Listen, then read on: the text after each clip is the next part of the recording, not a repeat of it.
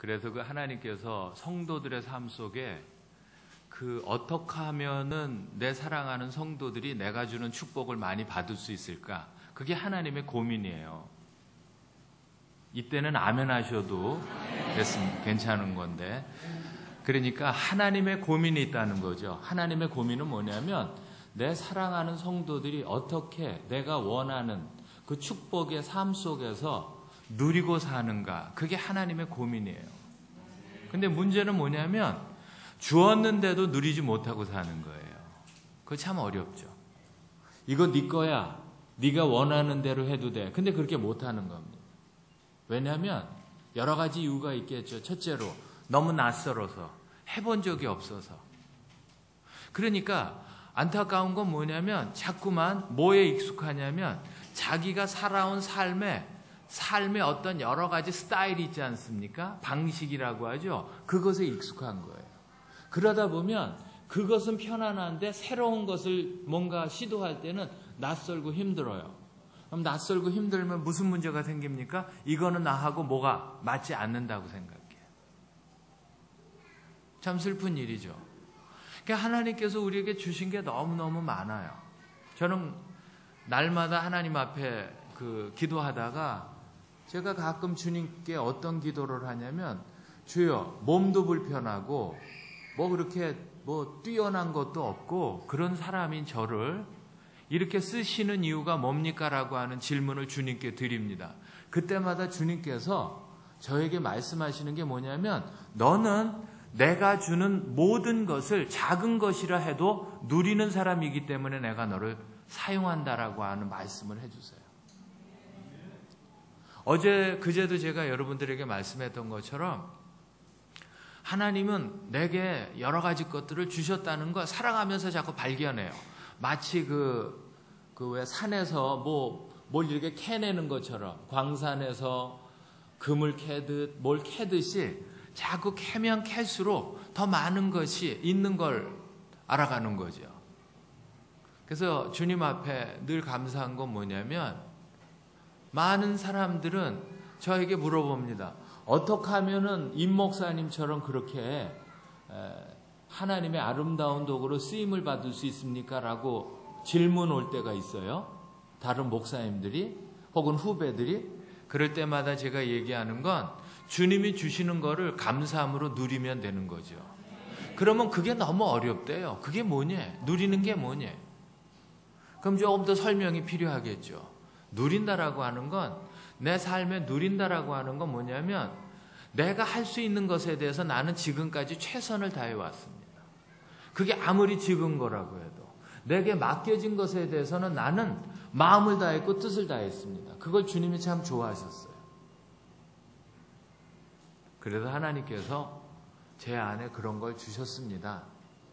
그러면은 사람들이 다 그렇게 해보겠다고 그래요. 지금 제 소원이 뭐냐면 여러분 이제 저 같은 사역자는 제가 지금 이 내면 이제 저는 그 표현 쓰는 것도 별로 그렇게 안 좋아해요. 내적 치유라는 표현 자체도. 근데 제가 이 사역을 시작할 때가 1980년부터 사역을 시작했어요. 그러니까 지금 몇 년 차입니까? 90년. 지금 꽤 됐잖아요. 꽤 된 시간인데 그때만 해도 내적 치유가 뭐냐고 물어보면 사람들이 잘 몰랐습니다. 근데 지금 이렇게 와서 하나님께서 요즘에 이제 저한테 무슨 무거움을 주시냐면 네 제자를 하나 길러야지 그래요. 그래서 이 주제에 무슨 제자입니까? 그러죠. 그러면 아니. 근데 주여 나 같은 사람을 똑같이 만들 수는 없지 않습니까? 그렇지. 너보다는 더 훨씬 그릇이 크고 더 훌륭한 사람을 만들어야지. 그거 어떻게 만듭니까? 제가 찾아야 합니까? 그들이 옵니까? 주님이 보내십니까? 그랬더니 3가지 다다 그래요. 근데 한 가지 분명한 건 그거는 1대1로 이루어질 거다. 즉 도제라는 거예요. 이게 어디 학교 들어가가지고 사역자를 만들어내듯이 만들어낼 수가 없다는 거예요. 근데 지금 아무리 기다려도 없어요. 그런 친구들은. 그래서 이제 자꾸 시간은 가는데 아마 언제쯤 올까 하는, 왜냐하면 사람들은요 다 뭐만 보면 아, 목사님은 좋으시겠어요.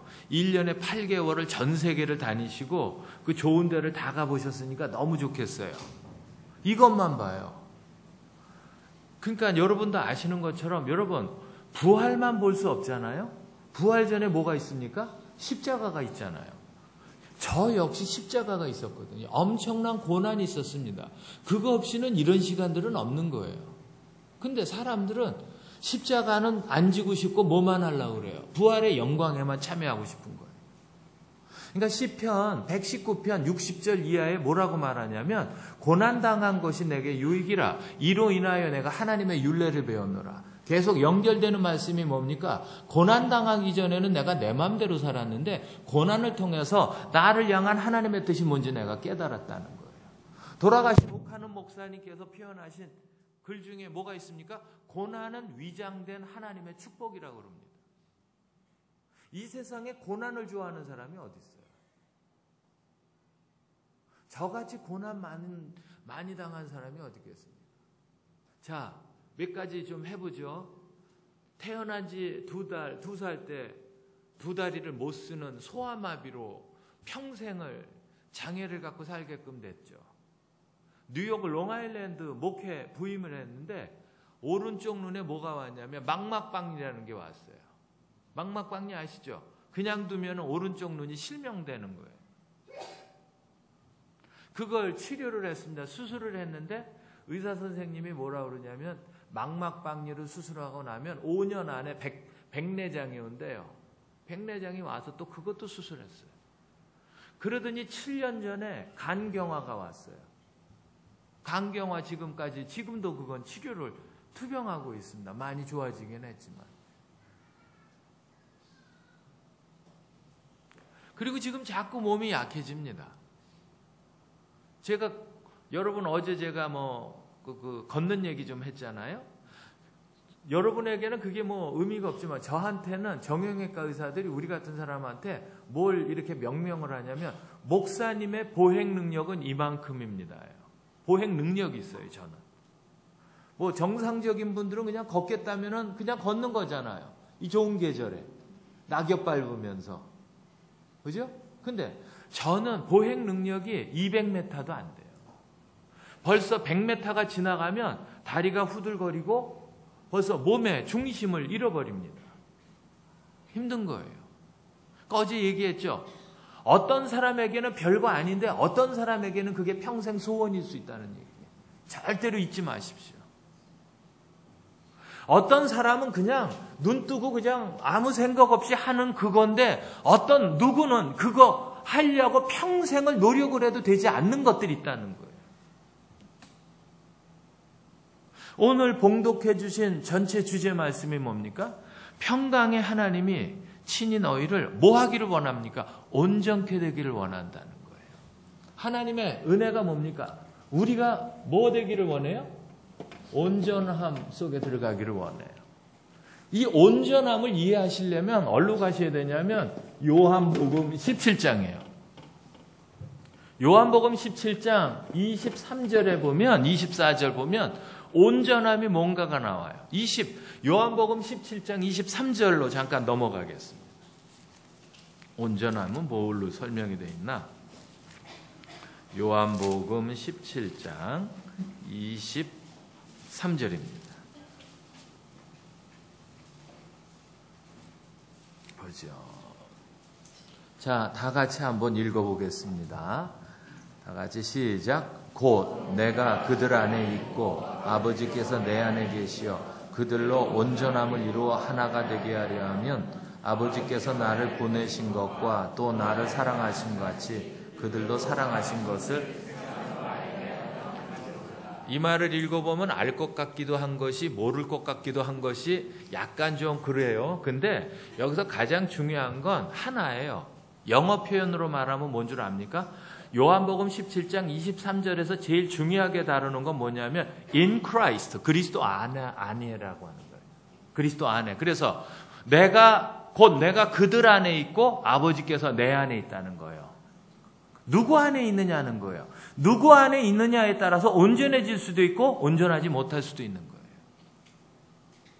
여러분, 사도 바울이 가장 많이 그 자기 서신에서 가장 많이 표현한 단어가 뭐냐면 인이라는 단어입니다. 안에, 누구 안에? 그리스도 안에. 정말 죄송한 얘기지만 여러분이 교회를 다니는 거하고요, 그리스도 안에 들어가는 거하고는 좀 차이가 있겠습니다. 교회는 얼마든지 다닐 수 있습니다. 그렇죠? 그러나 교회를 다니면서 그리스도 안에 들어가면 더 아름답겠죠.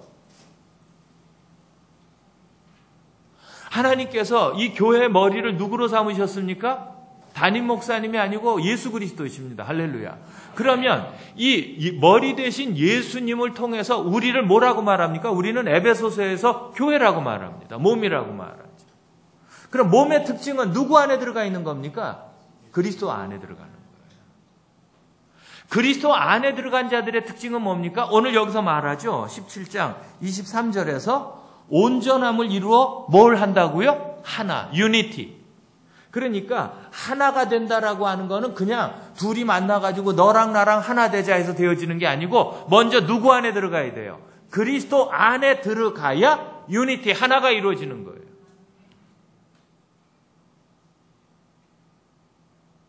그래서 오늘 주님께서 주제 말씀 속에서 우리에게 주시는 게 뭐냐면 나는 너네들이 온전해지기를 원한다. 그 얘기는 뒤집어서 말하면 뭐냐? 니네들은 누구 안에 들어가 있다? 내 안에 와 있다는 거예요. 내 안에 들어와 있다는 거예요. 너무 귀한 거죠. 누구 안에 있느냐가 중요한 거예요.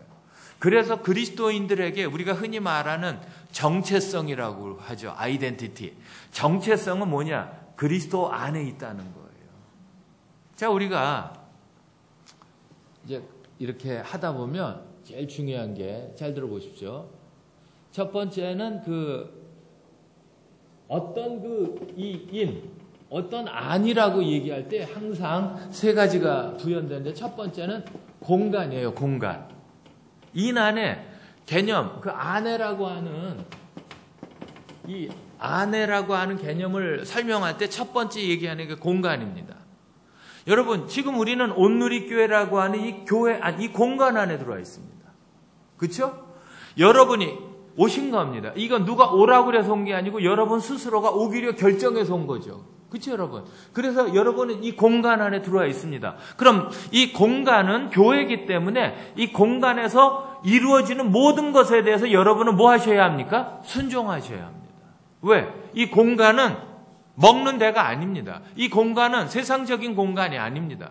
이 공간은 다른 데가 아니고 만군의 하나님 앞에 뭐 하는 곳입니까? 예배를 드리는 공간입니다. 이 공간에서 내 마음대로 하는 게 아닙니다. 아시죠, 여러분? 그걸 우리는 상식이라고 말하죠.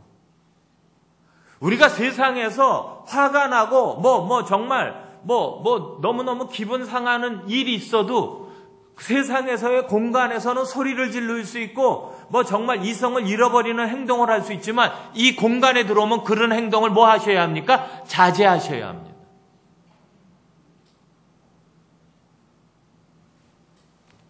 그래서 내가 어떤 공간에서 살았느냐라고 하는 건 너무 중요한 거예요. 저 공간의 개념 안에 또 뭐가 들어가 있냐면 가정도 있습니다. 부모가 그 공간에 있는 사람들이 누구냐? 그러면 공간은, 여러분, 공간에는 누가 있습니까? 사람이 있어요, 사람. 다양한 사람이 있어요. 이 사람에는 누가 있습니까? 가족도 있고, 권위자들도 있고, 그죠? 많이 있습니다. 그쵸, 여러분? 근데 곰곰이 잘 생각해 보시면요. 사람들은 꼭 뭘 만들어내는 줄 압니까? 사람들은 긍정적이든 부정적이든 뭘 만들어내요? 사건을 만들어요. 다양한 사건을 만들어요. 어느 때는 좋은 취지로 우리 거기 한번 가볼까? 사건입니다. 이벤트니까. 어저께 우리 그 집사님하고 차를 타고 오는데 그 집사님은 그렇게 추어탕을 좋아하신대요. 그래서 제가 서울에서 잘 아는 추어탕 집을 하나 가르쳐 드렸습니다. 그 작은 자동차 공간인데 나는 뒤에 앉았는데 앞에 계신 집사님 부부가 두런두런 얘기하는 게 다 들리잖아요. 그래서 이제 자고 깨서 제가 그렇게 추어탕이 좋으셨더니 본인은 그렇게 좋으시대요. 그럼 제가 진짜 맛있게 하는 집을 하나 알려드릴게요. 경복궁 쪽으로 가면은 정말 한 70년 추어탕만 하는 집이 있습니다. 가보세요. 검색하면 금방 뜬답니다. 그랬더니 진짜 검색을 하셨어요. 꼭 가실 줄로 믿습니다. 사람은 만나서 그런 어떤 취지로 얘기를 하다 한번 가볼까? 그래요. 저는 맛집을 꽤 많이 알고 있습니다. 우리 친구가 중동 선교사 사역을 하고 왔는데 한국에 와서 가장 그리운 게 뭐냐고 물어보니까 중동 사람들이 먹는 빵, 난이라고 그러죠. 난이 그립대. 그러면은 네가 원하는 난을 진짜 맛있게 하는 집을 내가 연결하리라 했더니 뭐라 그러냐면 그래도 내가 먹고 있던 그런 건 맛이 안 날 거래.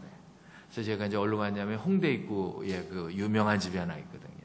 갔더니 이 친구가 거기는 점심때 가면은 그냥 다 뷔페예요. 9,900원을 내면은 다 뭐 란을 직접 화덕에다가 인도 사람이 만들어요. 먹더니 내 손을 붙잡고서 자기 소원을 풀어줘서 너무 고맙대요. 보통 그 난이 크거든요. 저 같은 경우는 하나 먹고 조금 더 먹으면 떨어지는데 그걸 5장을 먹더라고요. 대단히 뭐 안에다가 이제 막 싸서 먹거든요. 근데 그 진짜 맛있어요. 진짜 맛있어요. 제가 이집트 카이로에 가서 양고기를 거기다 싸 먹는데 이건 예술이라고 그랬어요. 사람들을 만나면 의기투합을 해가지고 자꾸 뭐 해요? 가볼까? 할까? 해볼까? 한번 우리도 해보지. 저는 커피 많이 합니다. 요즘 우리 집 사람 때문에 못 마시지만 제 수준이 어느 정도냐면 마시면 이게 그 AA 케냐인지 에티오피아에서 온 건지 제가 그걸 구별하는 사람입니다. 대단해요. 제가 생각해도. 근데 요즘은 이제 집사람이 이제 그걸 먹으면 잠을 못 자서 집사람 때문에 안 먹다가 오늘 아침에 우리 조 목사님 댁에서 한 잔 타줬는데 너무 맛있었어요. 오늘 케냐 AA를 내려주셨습니다. 아주 좋았습니다. 그러면 사람들은 자꾸 그걸 해요. 그러면 뭔가 매니아들끼리 만나서 이렇게 대화를 나누면 커피가 어떤 게 좋고 어디서 뭐가 나오고 이제 그래요. 그럼 이제 저한테 이제 뭐 물어봅니다. 그건 이런 거 같고 저건 저런 거 같고. 그러니까 어떤 사람들까지 자꾸 연결이 되냐면요. 커피 수입상들이 있어요. 우리나라. 세계에서 좋은 커피는 수입하는 사람들을 자꾸 하나님이 연결시켰는데 근데 하나님이 그들을 그냥 연결시킨 게 아니고 그분들은 예수님을 안 믿으세요. 내가 지금 한 분 아는 분이 있는데 이분이 분당에서 그 카페를 크게 하시면서 원두를 직접 다니면서 수입하시는 분인데 이분이 예수를 안 믿어요. 근데 유명하고 아주 좋은 커피가 있는데 물어 며칠을 물어서 찾아 들어가면 거기 꼭 동양인이 하나 있대. 내가 가서 보니까 그 선교사야. 우연의 일치지. 근데 나중에 이분이 20여 개국의 커피 유명한 생산하는 데를 다 갔는데 거기다 누가 미리 앉아 계셔. 다 선교사들이야. 그러니까 이 양반이 충격을 먹은 거예요. 아니 이 오지에 이 사람들이 왜 들어왔을까? 근데 슬픈 건 선교사들이 커피에 C자도 모르는 거예요. 나중에 그분들을 붙잡고 결국 이분이 누구하고 손을 잡았냐면 기아 대책본부하고 손을 잡아가지고서 사역을 하세요. 예수는 안 믿는데. 그분하고 연결이 됐어요. 그래서 뭐를 따냈냐면 선교사로 나갈 사람이든지 선교사 중에 바리스타 기술을 배우기를 원하는 사람은 자기가 임 목사님이 추천해 주면은 자기가 교육을 시켜주겠대요. 그러니까 자꾸 사람을 만나면 뭐 합니까? 사건을 만들어요.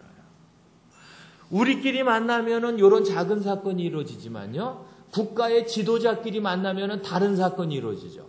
이 국가끼리 만나면 협약 같은 게 만들어지고 기구가 만들어지죠. 사람들이 만나면 다양한 사건들이 만들어지는데 이 사건은 주로 어디서 많이 이루어집니까? 공간에서 이루어지는 거예요. 부산에 가면 수영로 교회라고 있습니다. 수영로 교회 집회를 하러 갔을 때 그 식사 초대를 받아서 가는데 목사님 혹시 복국을 좋아하십니까? 그래서 얘 그냥 이제 좋아한다는 얘기는 안 하고 먹습니다. 왜? 즐겨 먹는다고 하면 계속 그것만 주세요. 제가 알아요, 그거. 안양에 한번 갔다가 뭘 좋아하시냐고 그래서 고구마 좋아한다고 그랬다가요. 하여간 숙소 호텔 로비에 1여전도에 2여전도에 3여전도에서 찐고구마, 튀긴 고구마, 아유, 고구마에 모든 거 다 갖고 오신 거예요. 그래서 호텔 직원들하고 나눠 먹었어요. 그래서 그냥 먹는다고 그래요. 먹습니다. 그랬더니 어디로 가냐면 저도 몰랐네.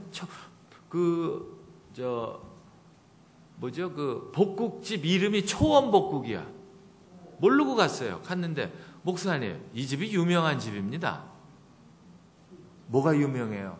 여기서 정치적인 초원 복국 사건이라고 유명하대요. 거기서 무슨 이렇게 그런 거래요. 그래서 정치하는 사람들 옛날에 여기서 복국 사건으로 아주 유명한 요즘에 무슨 국정원 사건 이상의 급의 그런 게 거기서 일어났다고 설명을 해줘요. 그러니까 제가 그걸 이렇게 보면서 이렇게 사건 하나가 터지면 사람들은 그 공간에 대한 기억이 항상 그걸로 남아있구나. 여러분도 마찬가지일 거예요. 어떤 공간은 가면 좋은 데가 있어요. 어떤 데는 공간에 추억이 있습니다. 그죠? 저는 개인적으로 이게 용납이 될 얘기인지는 제가 지금 구별이 안 가는데 가을이 되면 저는 이문세라는 가수가 부른 광화문 연가라는 노래를 가끔 듣습니다. 근데 노래보다 제가 좋아하는 건 하모니카 연주를 좋아해요. 보이지 맹인인데 하모니카 부른 전제국이라고 하는 친구가 하는데 진짜 잘해요. 저 정도 실력이면 국제 무대에서도 손색이 없을 것이다 하는 생각이 들 정도. 여러분 아마 우리 한국 사람들 중에 덕수궁, 동단길, 강화문 그쪽 기억 없는 사람 없을 거 아닙니까? 또 다 마찬가지죠. 그건 우리의 뭡니까? 우리의 정서예요. 대한민국 사람의 정서는 광화문이고 덕수궁 돌단길이에요. 그걸 부인할 수는 없죠. 근데 그 가수가 그런 노래를 만들었는데 아주 음률 자체가 아주 또 그렇잖아요. 근데 그걸 하모니카로 들어요. 근데 그게요, 한국에서 듣는 것보다요, 외국에서 들으면 더 애절합니다. LA나 이런 비치가 같은 데서 들으면요, 구구절절히 당장이라도 비행기를 타고 거기 가고 싶은 충동이 일어나요. 그래서 우리 딸내미가 이때쯤 되면 그걸 꼭 틀어줍니다. 컴퓨터에서 찾아가지고. 아빠 이거 좋아하지? 좋아하는 게 아니고, 아빠 나이, 우리 세대를 뭐라 그러냐면, 베이비 부머 세대라고 그래요. 베이비 부머가 참 불쌍합니다.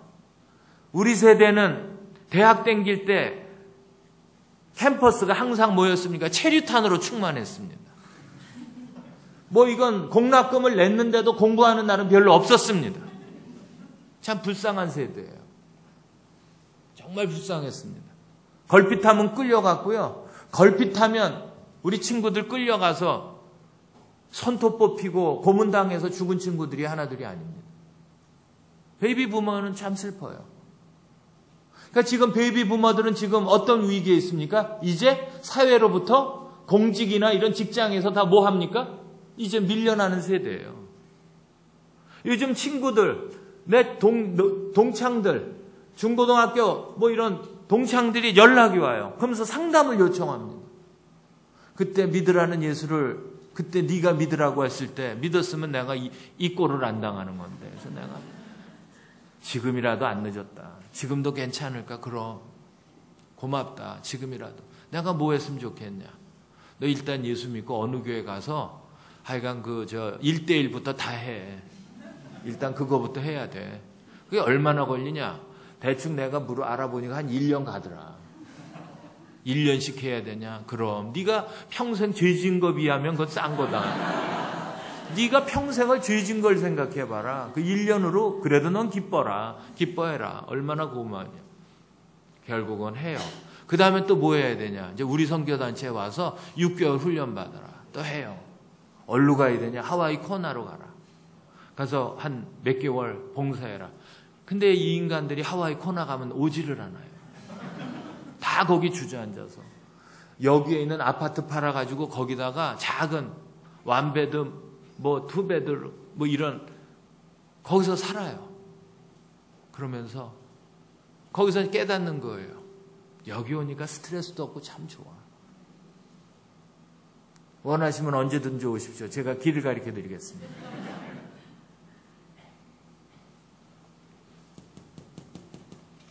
저 공간, 그래서 사람들은 공간에서 사람을 만나서 여러 가지 걸 통해서 뭘 만들어내요? 사건을 만들어내요.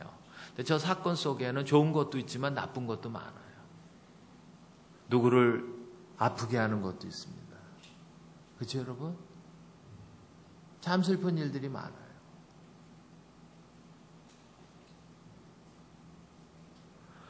여러 가지로 많은 안타까움이 있습니다. 그리고 두 번째, 공간에서 분명히 이어지는 게 뭔지 아세요? 공유하기 시작합니다. 시간을 공유합니다. 많은 걸, 공유할 수 있는 걸 다 쉐어하고 나눠줍니다. 그렇죠? 그럼 이 공유를 통해서 뭐가 형성되는 줄 아세요? 따라합시다. 정입니다. 여러분, 저 사모님 아시죠? 정은 영어로도 번역이 안 됩니다. 그냥 JUNG입니다. 정은 이모션이 아니에요. 마인드도 아닙니다. 정은 정이에요. 시카고 트리니티에서 박사로 이 정으로 한국의 민족 정서로 학위를 따는 친구가 하나 있었는데 정이 번역이 안 된대. 그래서 뭐라 그랬어요? JUNG. 근데 그 논문이 아주 재밌습니다. 논문이 고유의 우리나라의 정을 쭉 설명을 하다가 이제 챕터가 나가는데 첫 번째, 더럽다. 정은 더럽다. 그 미국 사람이 그걸 이해합니까? 더럽다는 거? 그럼 풀어서 쓰는 거예요. 그럼 나중에 이거 기가 막힌 거라는 거야. 이 기가 막혀. 왜냐? 웨스턴 컬처에는 그런 게 없어요.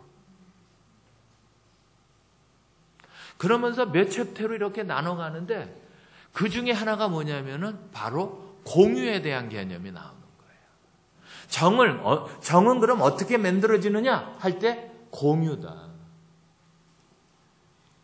우리나라 사람은 공유가 어디서 이루어진 줄 아세요? 양푼이 비빔밥이에요. 다 집어넣잖아. 막 있는 거 다 털어놔가지고 먹던 그릇, 밥그릇 반을 집어넣어가지고 그냥 해가지고 고추장, 참기름 넣어가지고 간염이 걸리든 말든 믿음들이 크잖아요. 무슨 독을 마실지라도 해를 받지 않을 믿음이 있잖아요. 그래서 막 비비는 거예요. 막 그냥 막 누구 숟가락이든 관계가 없어. 대단하죠. 그래서 막 비벼 먹는 거예요. 그래서 뭐가 들어요? 정이 드는 거예요.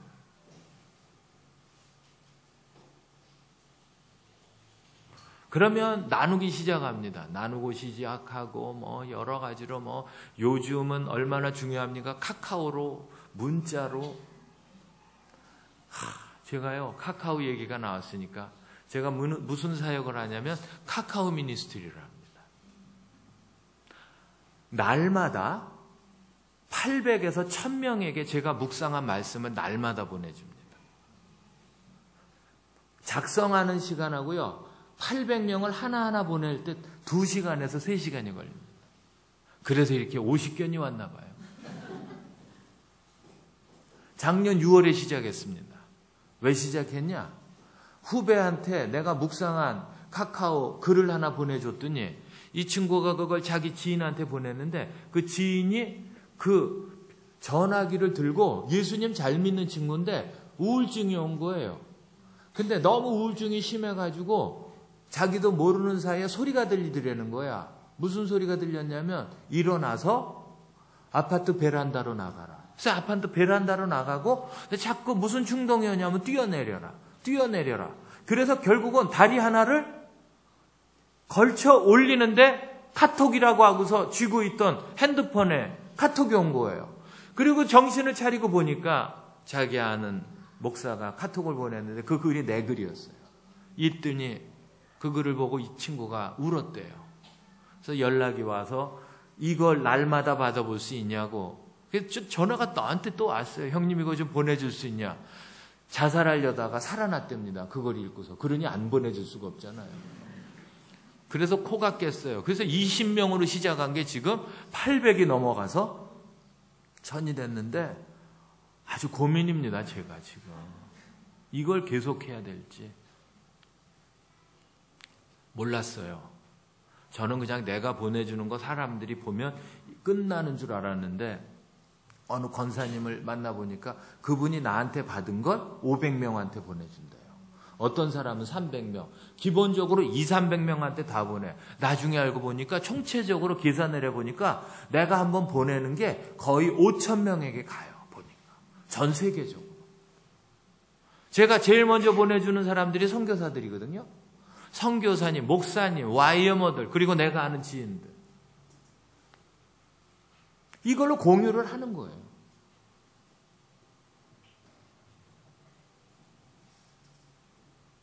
모든 시간을 공유하는 게 있고요. 음식을 공유하는 게 있고 사랑을 공유하는 게 있겠죠. 그렇죠? 여러 가지로 요즘은 세상이 좋아서 SNS라고 하는 이 길을 통해서 얼마나 많은 것들을 공유하고 삽니까? 정보를 공유하고 좋다라고 하면서 이거 꼭 보세요. 감동 스토리입니다. 막 오죠? 어느 때는 막 지겨울 정도로 올 때가 있어요. 사랑하는 여러분. 여러분은 뭘 공유하고 삽니까? 하나님께서 우리들의 삶 속에서 내가 살아가는 공간에서 뭘 공유하고 사느냐. 그거는 여러분 스스로가 아는 거예요. 어제 공부했던, 첫날 공부했던 뭡니까? 그래서 공간에서 공유를 하다 보면 세 번째 얘기했죠. 또 여기서도 공감이 필요한 거예요. 공감이 이루어지는 거죠. 그러니까 온전케 된다라고 하는 것이 누구 안에서? 예수님 안에서 하다 보면 내가 있는 공간이 예수 그리스도 아니라고 한다면 거기서 공유하는 거는 거룩한 것을 하겠죠. 공감은 뭡니까? 항상 주님과 동행하는 역사가 일어나겠죠. 그러나 여러분이 예수님이 아닌 다른 공간에 있다라고 생각을 해보세요. 직장 생활, 또 다른 여러 영역에 여러분이 개인적으로나 사생활적으로나 삶의 현장에서 여러분이 교회에 다니는 사람만 만나는 게 아니지 않습니까? 그런 사람들을 통해서 얻을 수 있는 것과 잃어버릴 것이 무엇인지. 그래서 오늘 여기서 주제 말씀 속에 첫 번째로 우리에게 말씀해 주시는 게 뭡니까? 온전함은 결국 우리 안에 뭘 이루는 거냐? 아까도 얘기했지만 온전해져야 하나됨이 이루어진다는 거죠. 누구 안에서? 그리스도 안에서. 아멘입니까? 아멘. 알아들으시는 거 맞죠? 아멘. 그럼 더 크게 아멘. 아멘. 네. 이제 저도 이제 오늘 마치면 이제 서울로 올라갑니다. 할렐루야. 아멘. 자, 그러면 다시 이제 아까 말씀으로 좀 다시 돌아갑니다. 평강의 하나님이 친히 너희를 온전케 하기를 원한다. 그러면서 여기서 두 가지가 이제 성품이 얘기가 되어져요. 온전함을 근거로 해서 첫 번째는 평강이라고 하는 성품과 두 번째는 거룩함이라고 하는 성품입니다. 이건 다 하나님의 성품이죠.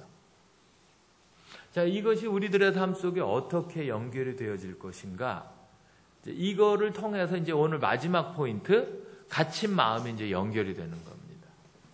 자, 성경에는 평강을 여러 가지로 설명을 하세요. 근데 오늘 제가 여러분들에게 포인트 하나만 얘기하겠습니다. 평강은 뭐냐면은 균형입니다. 균형. 밸런스를 말해요.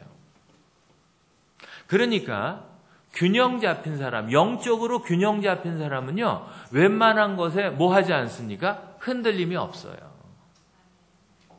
뭐 이렇게 됐다고 흔들리고 저렇게 됐다고 흔들리고 그런 거 없습니다. 내가 주님 안에서 평강이 있는 사람이라고 한다면 이 평강하고요, 이 평강하고 가장 가까운 단어가 뭔 줄 아세요? 온유입니다. 온유. 온유의 뜻은 또 뭡니까? 온유의 뜻은 길들여진 힘입니다. 길들여진 힘. 무슨 얘기냐? 그 얘기는 도대체. 제가 텍사스에서 목회를 했어요. 하루에 신방하려면 제가 운전을 150마일, 150마일이면 키로로 치면은 내가 서울 대전을 하루에 뭐 몇 번을 왔다 갔다 하고 그랬어요. 근데 아시는 것처럼 텍사스는 미국에서 가장 큰 주입니다. 근데 산이 없어요. 텍사스는 다 구릉지역이고 그 평원, 이렇게 언덕으로 되어져 있어요.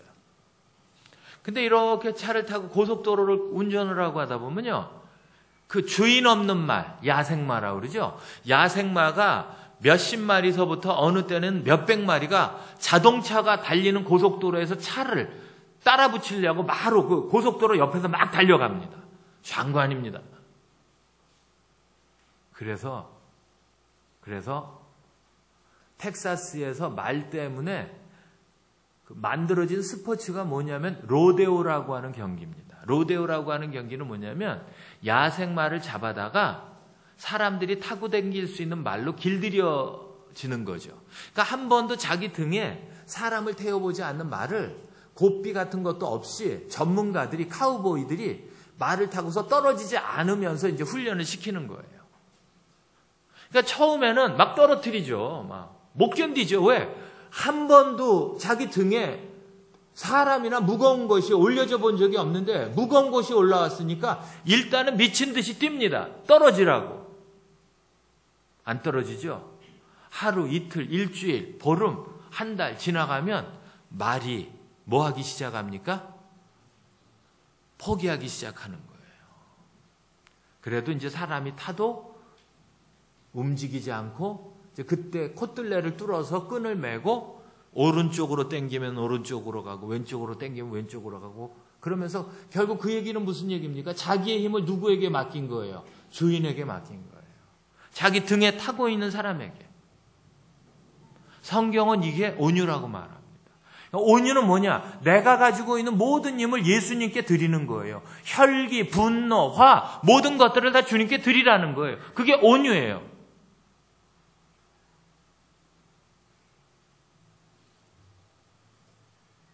근데 이 온유가 뭐하고 연결이 되냐? 평강하고 연결이 돼요. 그러니까 온유와 평강이 있는 사람은 항상 자기 힘을 뭐 할 수 있는 사람입니까? 컨트롤할 수 있는 사람이에요. 온유와 평강이 있는 사람은 잘 들어보세요. 첫째, 즉흥적이지 않습니다. 아, 그 사람이 정말 그런 얘기를 한 거야? 내가 당장 만나야지. 안 해요. 절대로. 내가 그 인간은 그럴 줄 알았다니까. 얼굴 봐, 써 있잖아. 그런 거 없죠. 갈라디아서 6장에서 뭐라 그래요? 만약에 너희들 중에 누군가가 잘못한 일이 드러나면 거기서 뭐라고 얘기하는 줄 아세요? 화나는 마음으로 그 사람을 때려잡아라? 아니요. 뭐라 그래요? 온유한 심령으로 그를 하나님의 법으로 회복시켜라. 무슨 심령으로? 온유한 심령. 쓸데없이 너의 감정적인 힘을 거기에 뭐 하지 말아라. 결부시키지 말아라. 여러분, 문제가 생길 때 성숙한 사람의 특징은 뭔 줄 아십니까? 문제를 객관화하는 거예요. 떨어뜨려서 보는 거예요. 가까이 가면은 당장 뭔가 일을 저지를 것 같죠. 그러나 떨어뜨려 놓고 보고 스스로가 하나님 안에서 감다운을 하면은 그때 흥분했을 때 보지 못했던 포인트와 길이 보이거든요. 꼭 기억하세요. 어저께인가 얘기했죠. 노아의 방주에는 냄새가 많이 났다고 그랬죠. 그걸 교회라고 그랬죠. 교회는 냄새가 많은 사람들이 모이는 데예요. 혈기, 분노, 화, 독특함, 자존심, 누구 하나 어떤 사람에게 맞출 수 없어요. 그래서 우리가 누구에게 맞히는 거예요? 우리 구주 예수 그리스도예요. 아멘.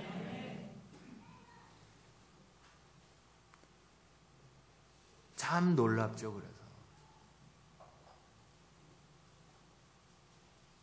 제가 뉴욕에서 목회할 때인데 롱아일랜드는요, 지금도 어떻게 평가를 받는 지역이냐면 미국에서 가장 살기 좋은 동네로 매년 뽑히는 동네가 롱아일랜드예요. 왜 롱아일랜드냐? 끝에서 끝이 몇 킬로냐? 680km입니다. 그러면 서울, 부산보다 긴 거예요, 섬이. 그래서 롱아일랜드예요.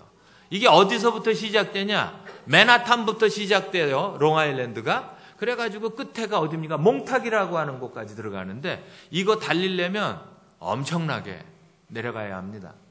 근데 제가 거기서 목회를 하는데 우리 교회 성도가 한 100여 명 됐거든요. 80명 정도가 다 박사학위를 소지한 사람이에요. 그러니까 우리 교회는 너무 훌륭하고 똑똑하신 분들이 너무너무 많아. 많아도 너무 많아. 근데 제가 2대 목사로 부임을 했는데 날마다 먹는 게 뭐냐면은 예배 마치면은 그 크리스피 크림이라고 아세요? 혹시 도나스? 한국에 있죠? 그거하고 커피 한 잔이야. 처음엔 다들 그게 너무 우아하고 엘레강스하고 그랬어. 근데 우리 교회에 누가 계시냐면 에노케가 계시거든. 노인들이 한 30명 계시는 이분들이 이게 싫은 거야. 날 찾아와가지고 부탁해. 목사님, 국수도 좋고 밥도 좋으니까 주일 예배 마치면 이걸 합시다. 절대로 안 돼. 근데 안 되는 이유가 뭐야? 우리가 미국 교회당을 빌려서 보기 때문에 맨날 재직회를 하면 그게, 그래서 내가 이 문제 해결하면 먹는 거예요 했더니 조용해졌어. 우리가 쓰는 교회가 미국 뉴욕주에 문화재로 등록이 된 교회예요. 왜냐? 유리가 사람이 입으로 불어서 만든 유리예요. 그래서 얼럭얼럭. 그러니까 못 하나 잘못 받으면 우리 그냥 끌려가요, 경찰서로. 아무것도 못해요. 에어컨도 못 달아요. 그리고 선풍기도 못 틀어. 선이 옛날 선이라 꽂으면 그냥 터져요. 그 여름에 목사 가운 입고요, 정말 찜질방도 그런 찜질방이 없어요. 그래서 우리는 나중에 본당 쓰지 않고 새로 지은 교육관에서 대회를 드렸습니다. 그래서 이제 그 담임 목사님이 미국 장로교 목사님인데 여자예요.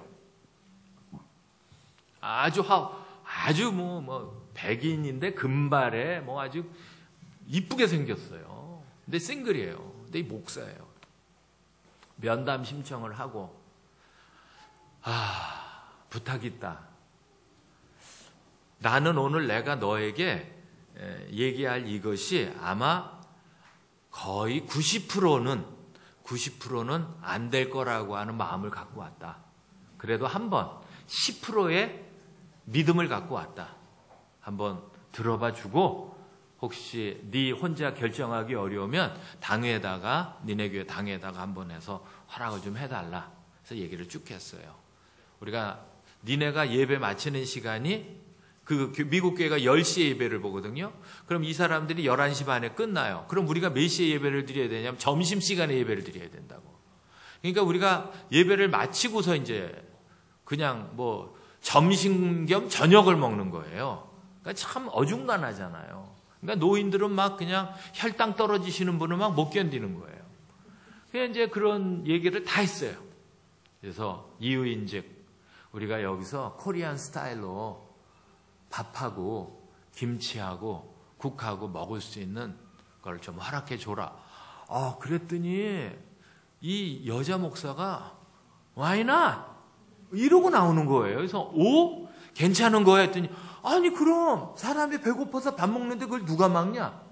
왜 그렇게 오해를 하고 있었어? 했더니 아니 나보다 먼저 있었던 우리 교회 용서하고 들어주세요. 내가 그 여자 목사한테 얘기해. 돌대가리 집사들이 그 얘기를 회의 때마다 그 소리를 들이대는 거야. 그랬어? 누가 그랬냐? 우리 전임 목사가 그랬나? 나는 그 문제에 no problem. 나는 오히려 한국 음식 좋아해. 나는 김치도 사다 먹는 사람이야. 내가 나중에 알았네. 난 니네 교회가 김치 먹으면 난 얻어먹을 뿐이야. 난 벌써부터 흥분이 된다, 야. 난 내가 제일 좋아하는 건 갈비, 잡채, 만두야. 해달라는 거지. 그래서 내가 이거는 완전히 뭐예요? 그 집사님들한테 목사님 안 된대죠? 가만히 있었어. 막 약간 슬픈 얼굴로. 그거 목사님 가신다고 별일 있겠습니까? 그래서 내가 집사님 하나 물어봅시다. 그 안 된다라고 하는 얘기가 누구한테 나온 거야 했더니 그 옛날 그 머리 까진 그 원로 은퇴하신 양반, 그 양반은 뭐 더 아시아 음식을 자체를 싫어하셨잖아요. 뭐 근데 지금 목사는 바뀌었잖아요. 아이고 백인들은 다 똑같아요. 그러니까 당신은 이러고 사는 거야. 맨날 가게 하나 못 듣고 맨날 브롱스에서 흑인들 위협받아가면서 아니 그거하고 무슨 관계가 있어요? 믿음은 바라는 것들의 실상이라고 그랬잖아. 된다 그러잖아. 김치를 먹고 싶대잖아. 정말이에요? 정말이래잖아. 근데 문제가 생겼어요. 여전도에서 우리는 못합니다. 우리는 밥을 안 합니다. 해본 적도 없습니다. 그래요? 그러면 이제 재직회에서 밥 안 먹을 사람 3분의 2가 밥을 안 먹겠대요. 3분의 1이 밥을 먹겠대요. 그러면 밥을 안 먹겠다는 사람은 지금처럼 크리스피 크림 도너스하고 커피를 하시고요. 밥 먹을 사람들은 밥을 시킵시다. 합시다. 그래서 밥통 있잖아요. 전기밥통 20인분 그걸 2개를 샀고 그 다음에 김치는 코리안 마켓에 가서 샀고 국은 우리 교회 권사님 한 분이 밤새도록 이제 국을 끓여서 주일날 와서 데피기만 하면 되는 거야. 그리고 이제 밥파와 도나스파가 나뉜 거지.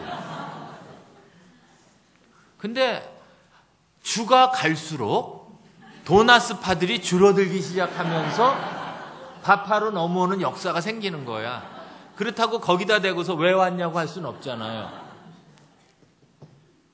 결국은 한 달이 안 가서 도나스파는 문을 닫게 됐습니다. 밥파가 승리를 했지. 그래서 내가 이렇게 보면서 여러분 한국 사람의 정서를 무시할 수 없잖아. 나중에는요 밥통을요 7개를 더 샀어. 먹어도 너무 먹는 거야. 나는 김치를 싫어합니다. 나는 뭘 싫어합니다. 싫어하는 게 어딨어. 일단 들어가면 역사는 일어나는 거야. 그래서 그러면서 우리 교회에서 그 양푼이 비빔밥의 역사가 일어난 거예요. 엘레강스하고 맨하탄에 리틀 이탈리아에 가서 뭘 즐기고 웃기잖아요. 롱아일랜드에 직구면 걸 보면 유럽의 중세 세대에 왔나 꼭 그런 각오로 내 눈에는 꼭 귀신들이 드글드글해. 이게 누가 썼던 거고 나는 관계없어요. 이게 여기다가 이런 데서 잘못 자면요 입 돌아가요. 이런 데서 잘못 자면 눈 돌아가고 민속적인 표현으로 말하면 살을 맞는다고 하고 영적으로 말하면 귀신 들리는 거야. 집사님 이거 빨리 정리해. 문을 열면요 막 그냥 시커멓게 생긴 그 동상이 막 이러고 있는 거예요. 그래서 이야 이 집에 오려면 이틀을 금식기도 해야 돼.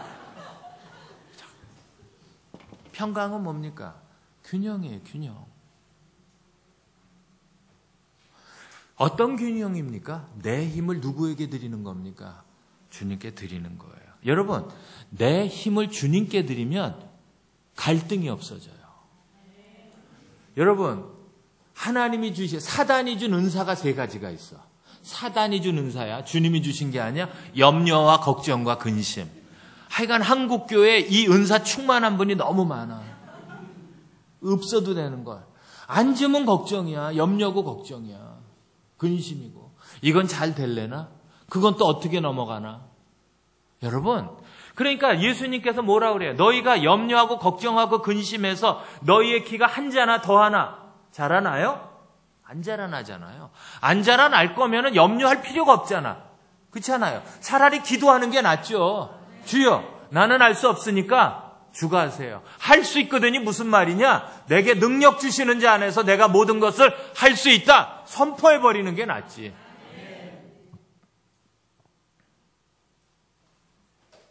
평강. 2번째 거룩함이에요. 거룩함은 너무 아름다운 겁니다. 거룩을 얘기하려면요. 거룩에는 2가지가 따라와야 돼요. 하나는 진리. 진리와 하나는 거룩, 자유함. 자, 요한복음 17장 17절 찾겠습니다. 다 잘 아시는 말씀이니까요. 요한복음 17장 17절. 아까 찾았던 말씀. 요한복음 17장 17절. 읽겠습니다. 다 같이 읽습니다. 시작. 그들을 진리로 거룩하게 하옵소서. 아버지의 말씀. 예. 그러니까 거룩할 수 있는 첫 번째 조건은 뭡니까? 재료는 진리예요. 진리는 뭡니까? 하나님의 말씀. 또 찾습니다. 그럼 또 진리는 어디로 연결됩니까? 잘 아는 8장. 요한복음 8장으로 넘어갑니다. 요한복음 8장. 잘 아시는 말씀. 8장 31절. 다 같이 읽겠습니다. 요한복음 8장 32절, 32절입니다. 1절부터 읽겠습니다. 시작. 그러므로 예수께서 자기를 믿는 유대인들에게 이르시되 너희가 내 말에 거하면 참으로 내 제자가 되고 진리를 알지니 진리가 너희를 네. 그래서 자유, 진리는 뭐와 연결이 되어 있습니까? 자유, freedom. 그러면 하나님 안에서의 어떤 이 홀리니스라고 하는 문제, 그 다음에 이 진리에 대한 관계는 뭘 이룹니까? 트라이앵글이에요. 삼각을 이루고 있습니다. 그러니까 거룩을 얘기할 때는 반드시 진리가 얘기가 되어져야 되고, 그 다음에 또 뭐가 얘기되어져야 합니까? 자유함입니다. 그럼 자유는 뭡니까? 프리덤. 자유는 내 맘대로 하는 게 자유가 아니고요, 영향력을 받지 않는다는 개념이 자유예요. 어디로부터? 이 세상으로부터 영향력을 안 받아요. 세상의 문화에 빠지지 않습니다. 그러니까 요한 1서 2장 17절 18절에 세상을 사랑하지 마라, 세상에 있는 것도 사랑하지 마라. 세상을 사랑하면 어떻게 되느냐? 육신의 정욕이고 안목의 정욕이고 이생의 자랑인데, 이것을 추구하는 사람은 하나님이 원하시는 그 하나님의 모든 것들, 이 세상의 모든 것들이 다 없어진다. 왜? 세상을 사랑하는 사람들은. 그러나 누구는 남느냐? 하나님의 말씀을 붙잡은 사람은 끝까지 남는다.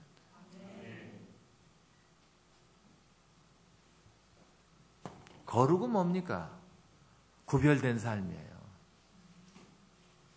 똑같으면 예수 믿는 사람이 교회에서는 같은 본당 공간에 앉아 있으니까 뭐 다 똑같아 보이는데, 세상에 나가면은 저 사람이 예수 믿는 사람인가 구별하기가 어려운 거죠.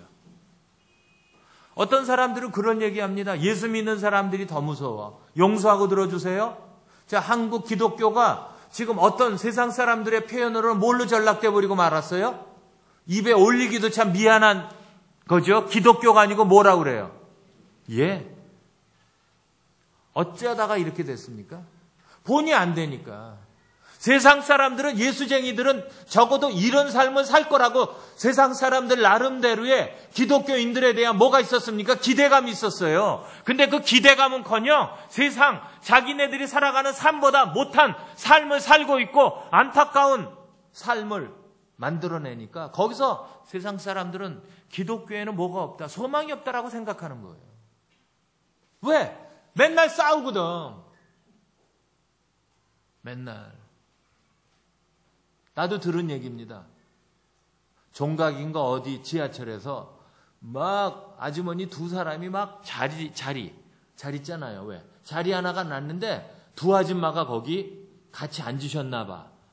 그러니까 내가 먼저 앉았다고 일어나라고 어떤 아줌마가 얘기하니까 그런 게 어딨냐고 막 그냥, 그러니까 옆에 사람들이, 앉아 있는 사람들이 그냥 뭐 이러면서 일어나면 좋은데, 그 사람들도 그 너무 힘드니까 그냥 막 니넨 싸워라 하다가 옆에 있는 사람이 너무 시끄러우니까 소리를 질렀대요. 뭐라고 질른 줄 아세요?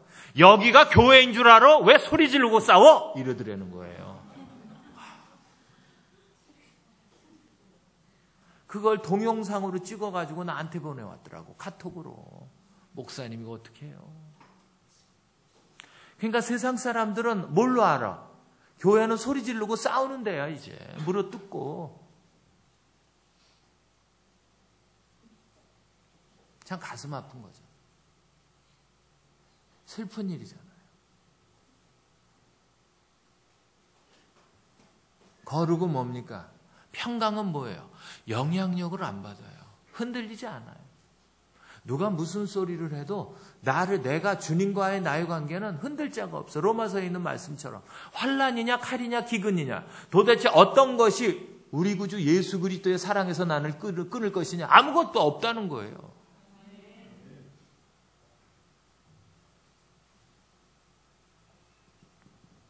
그래서 오늘 주님께서 우리가 평강이 없고 거룩함이 없으면 무슨 문제가 생깁니까? 스스로에 자꾸 갇혀 사는 거예요. 자꾸만. 자꾸 누구밖에 안 보여? 나밖에 안 보이는 거예요. 나만. 어제 공부했던 자꾸 뭐만 커져요? 자존심만 커지는 거죠. 자, 그러면 마지막 포인트 이사야서 61장으로 넘어가겠습니다. 읽어주세요. 61장 1절. 다 같이 읽겠습니다. 시작.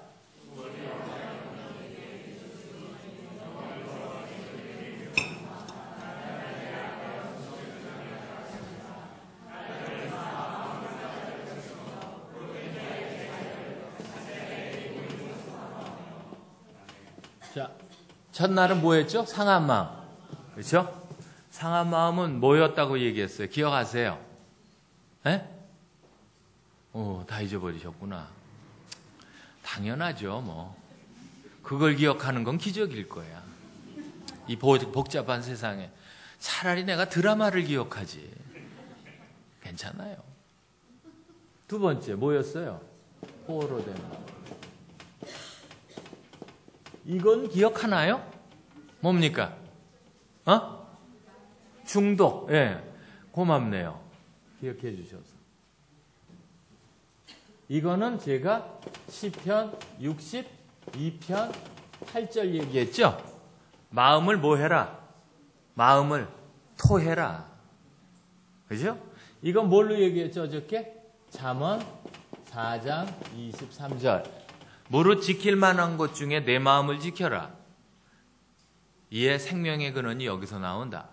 그 다음에 오늘 이제 마지막 포인트 뭡니까? 갇힌 마음. 그럼 누가 갇히게 만들었느냐? 스스로가 자기 자신을 감옥살이에 집어넣은 거예요. 그러니까 무슨 얘기냐? 아무도 못 오게 만든 거예요. 어느 누구도. 참 슬픈 거죠. 마음이 갇혔다라고 하는 의미는 뭡니까? 모든 관계를 끊어버렸다는 겁니다. 모든 관계를 다 끊었어요. 왜? 이유가 있겠죠. 갇혀서 산다라고 하는 의미가 뭔가를 오늘 성경이 우리에게 말씀해 주시는 몇 가지 패턴을 얘기를 해드리면, 첫 번째, 갇힌 마음의 첫 번째는 뭔 줄 아십니까? 마음 자체가 묶였어요. 말에 묶이든 행동에 묶이든 환경에 묶이든 사람에 묶이든 묶여버린 거예요. 그러니까 부자연스럽죠. 힘든 거예요. 그러니까 예를 들어 나를 묶어버린 사람은 누굽니까? 권위주의자들일 수 있어요. 힘이 있는 사람들, 영향력을 주는 사람들이 아무 생각 없이 말 한마디 던진 게 그게 나를 확 묶어버린 거예요. 그러니까 무섭죠?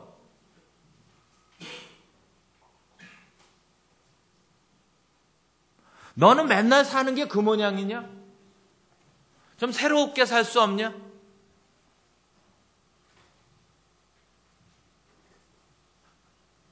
제가 가장 싫어하는 그 옛날에 그 화가 나면 어르신들이 표현했던 내용 중에 뭐냐면 집구석이라는 단어 있죠?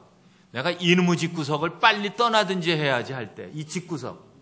한국 사람 정서 안에 이 집구석. 이놈의 집구석은 내가 지긋지긋해. 여러분, 묶였다라고 하는 안타까움하고 또 연결되는 거 하나가 있는데 뭔 줄 아십니까? 묵인이라는 게 있습니다. 묵인은 뭡니까? 문제를 해결하지 않고 항상 묻어버리는 걸 말하는 거예요. 한국 가정 안에 이러한 묶임의 첫 번째 단추는 뭡니까? 문제를 빛 가운데 드러내서 그 문제를 해결할 생각은 안 하고 자꾸만 그거를 묵인해버리고 그냥 세월이 약이겠지요 라고 하는 걸로만 하다 보니까 결국은 성격은 굳어지고 결국은 스스로가 사회생활성이나 뭐 이런 부분 안에 자기라고 하는 존재가 사람들에게 어떻게 비춰지는지 그게 너무 가슴 아픈 거예요.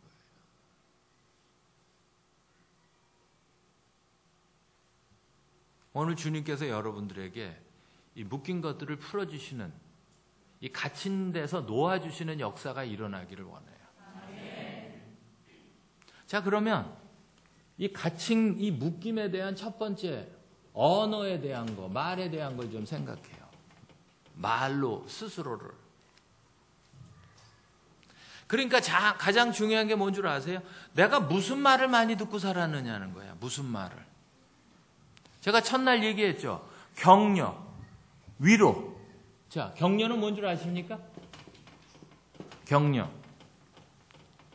격려는 그 사람이 뭘 잘하고 못하고 관계가 없어요. 그 사람이니까 인정해 주는 걸 격려라고 말해요.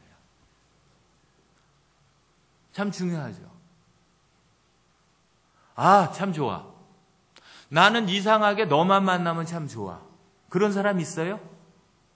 그런 사람들이 많을수록 참 좋은 사람이겠죠.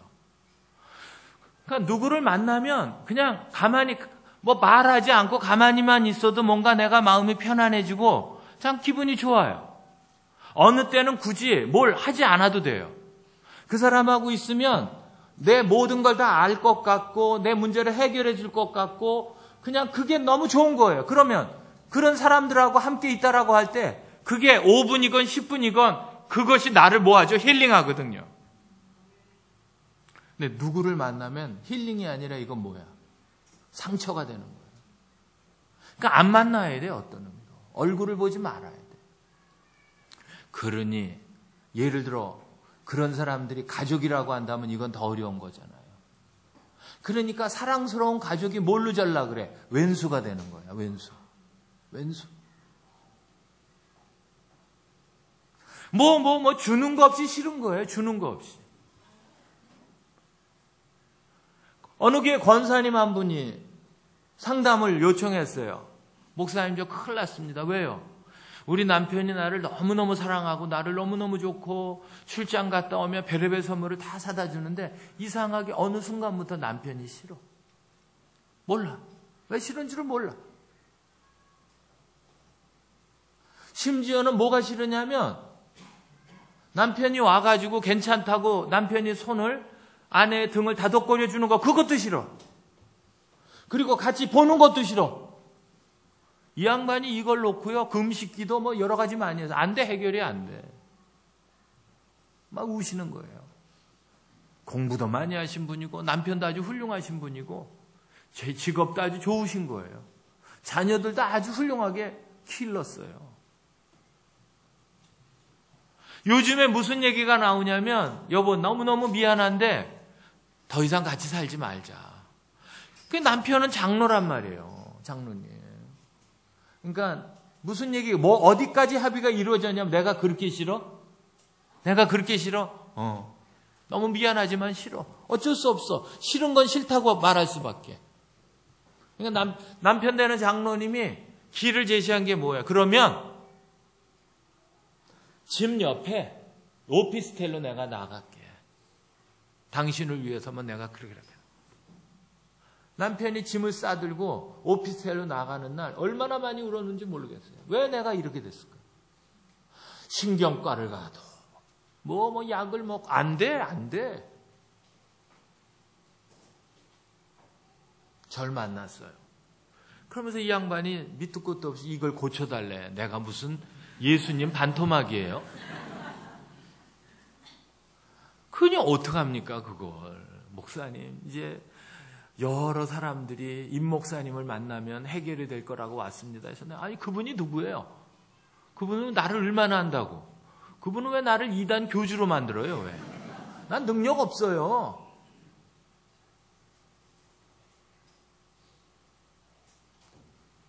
여러분 꼭 기억하세요. 그럴 때 저는 상담할 때 가장 자신감이 없고 이 사람 정말 깜깜하고 앞이 안 보인다. 그러면 제가 하는 건 뭐냐? 무조건 먹어요. 식당 데리고 와서 식사는 하셨나요?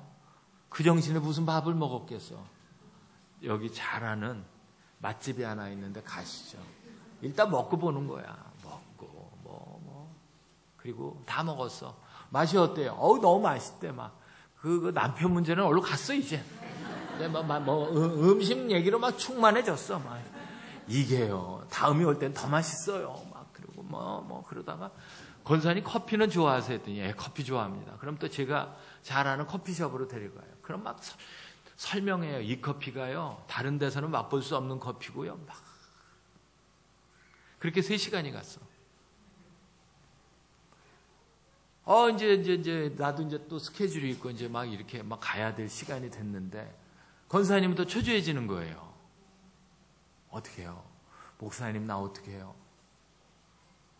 글쎄 밥 사주고 커피까지 사드렸으면 이제 갈 길 가셔야 되잖아요.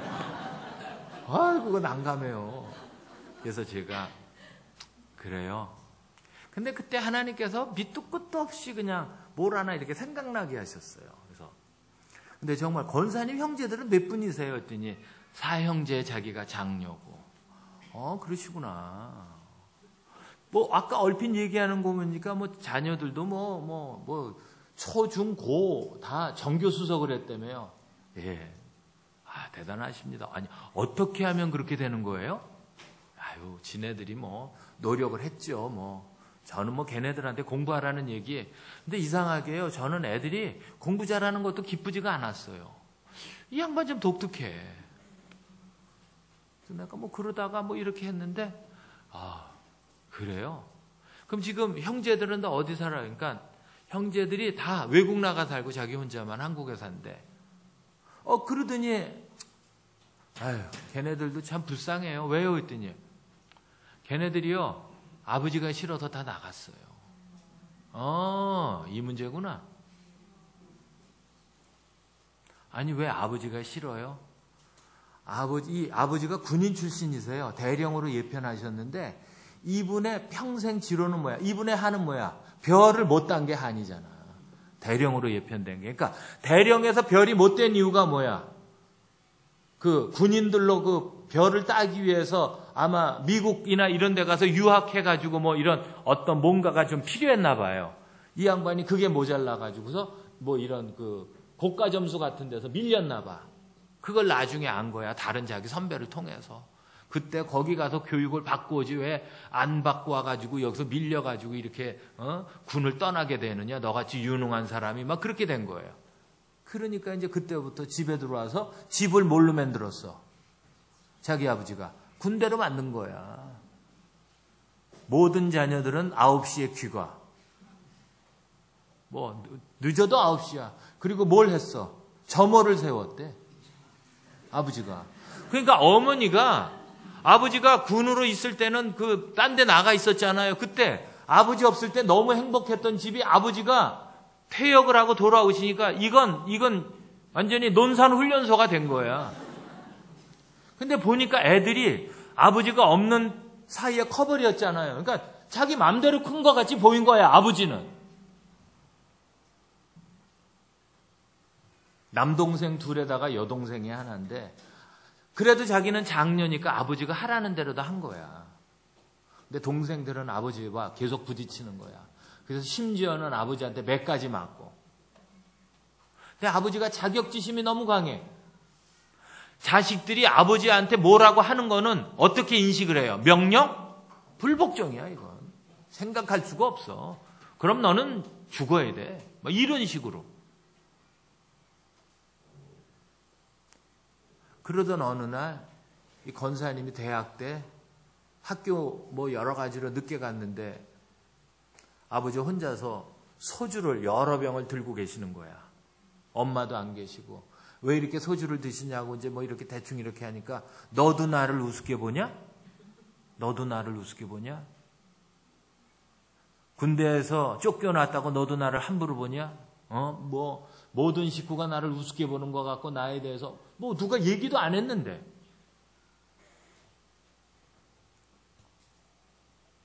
그러면서 들고 있던 술상을 뒤엎어버리고 막 딸에게, 그러니까 딸이 가장 큰 딸이 가장 머리가 크고 그러니까 그러니까 다른 자식들은 막 이렇게 때릴 수가 있는데 이 대학생 된 딸은 차마 때릴 수는 없는 거야. 성인이니까. 근데 딸이 얘기하는 요지가 다 또박또박하고 다 맞는 얘기거든? 그러니까 딸에게 이론적으로 밀린다라고 하는 여러 가지 것이 맨정신에는 할 수 없는 얘기를 술의 힘을 빌려서 얘기를 하면서 그래 네가 다니는 학교를 다니면 넌 그렇게 부모한테 그렇게 함부로 얘기하라고 가리키디? 이런 식으로 이제 막 나가는 거예요. 거기서 아버지하고 엄청나게 싸워. 엄마가 어디 갔는가? 엄마는 벌써 외할머니 집에 가 있는 거고. 집에 안 들어와. 동생들도 안 들어오고. 너도 나가려고. 나중에 알고 보니까 이미 이 자매가 집에 들어오기 전에 한바탕 하신 거야. 그래서 다 보따리 싸가지고 나가라고 그래서 다 나간 분위기에 이제 늦게 들어온 거예요. 사태 파악을 나중에 하고서 너도 나가려고. 근데 오기가 생겨가지고 나는 안 나갑니다. 우리 집인데 내가 왜 나갑니까? 그러니까 아버지가 당황한 거예요. 그러면서 거기다 대고 아버지 술을 드신 아버지한테 얘기한 거예요. 아버지, 어느 누구 하나 아버지를 함부로 취급한 사람도 없고 우습게 본 사람도 없어요. 아버지 자격지심이에요. 왜 아버지는 온 가족을 이렇게 만드셨습니까? 그러면서 막 얘기를 한 거야. 그러니까 화가 난 아버지가 견디다 못하가 그 손으로 딸 얼굴을 후려친 거예요.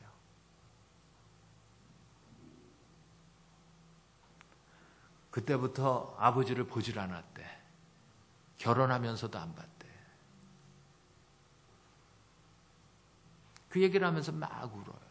권사님. 마지막에 엄마한테 연락이 왔는데 아버지 위암 말기랜다. 얼굴이 너 보고 싶댄다. 그게 거의 25년의 공백이 흐른 거예요. 뼈만 남은 아버지가 큰딸을 25년 만에 본 거예요. 아버지도 눈물을 흐르고. 근데 권사님은 아직 안 풀렸어. 아직도 아버지만 보면 얼굴이 얼얼한 느낌이 아직도 남아있어. 그 수치심과 아버지가 우시면서 날 용서해라. 근데 그게 마음에 안 와닿는 거예요. 장녀로서 할 것만 도리만 딱 하고 끝냈대요. 근데 이제 문제가 뭐냐면 남편이 나이를 들면서 누구를 닮아가? 자기 친정 아버지를 닮아가는 거야. 권위주의적이고 자식이 그렇게 잘 됐는데도 불구하고 남편이 자꾸 자식들한테 잔소리라는 걸 용납을 못하는 거야.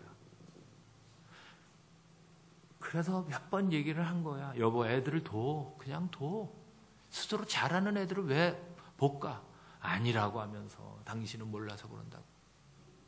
그게 하루 쌓이고 이틀 쌓이고 어느 순간부터 싫어지는 거예요. 여러분, 사람이 싫어지는 것만큼 괴로운 건 없어요.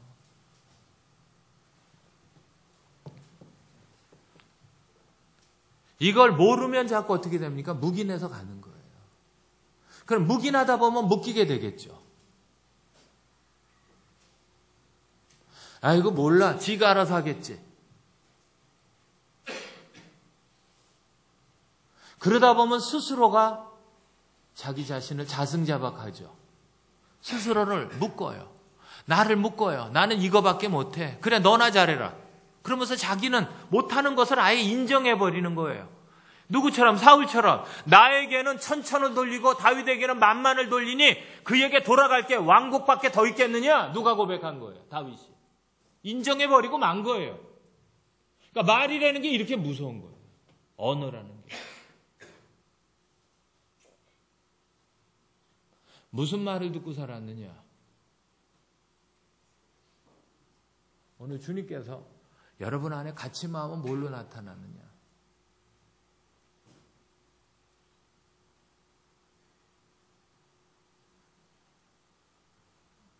자, 그러면 성경에서 예를 하나 보죠. 창세기 37장이에요. 창세기 37장. 창세기 37장. 4절입니다. 4절.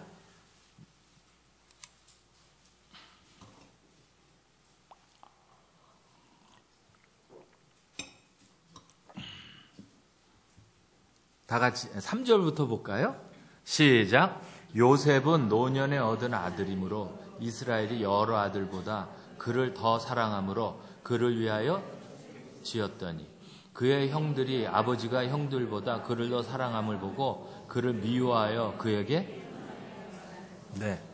무슨 얘기입니까? 야곱이 누구를 사랑했다고요? 요셉을 사랑했다는 거죠.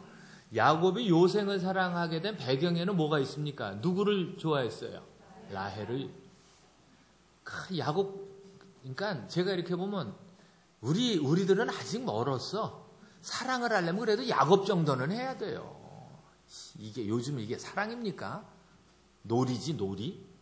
놀이도 너무 유치해. 요즘 사랑 놀이는.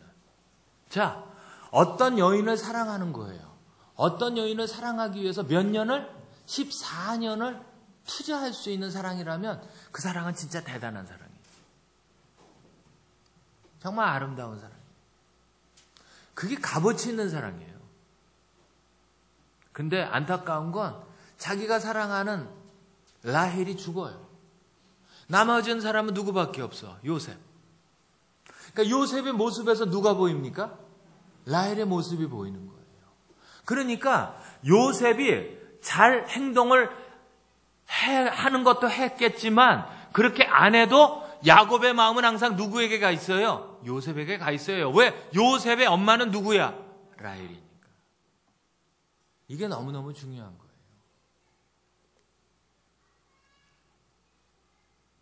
근데 오늘 여기서 우리가 공부해야 될 건 요셉이 아니라 요셉의 형들이에요. 요셉의 형들도 누구한테 사랑받고 싶어요? 아버지한테. 근데 문제는 늘 사랑을 누구에게 뺏겨? 요셉에게. 자, 39장으로 넘어가죠. 39장. 아니에요. 37장 계속 보겠습니다. 결국은 무슨 문제가 생깁니까? 5절을 봅니다. 5절. 갇힌 마음에 그 형들의 마음이 사랑받지 못한 결핍 때문에 마음이 갇혀지기 시작했죠. 어떻게 되는가? 5절 시작. 요셉이 꿈을 꾸고 자기 형들에게 말하며 그들이 그를 더욱 갇힌 마음의 안타까움은 뭡니까? 미워하는 마음이 생기기 시작하는 거예요. 사람은. 여러분 누군가를 미워해 본 적 있어요? 너무너무 싫어. 미워. 하는 행동이나 말하는 거 주는 거 없이 믿고 화가 나.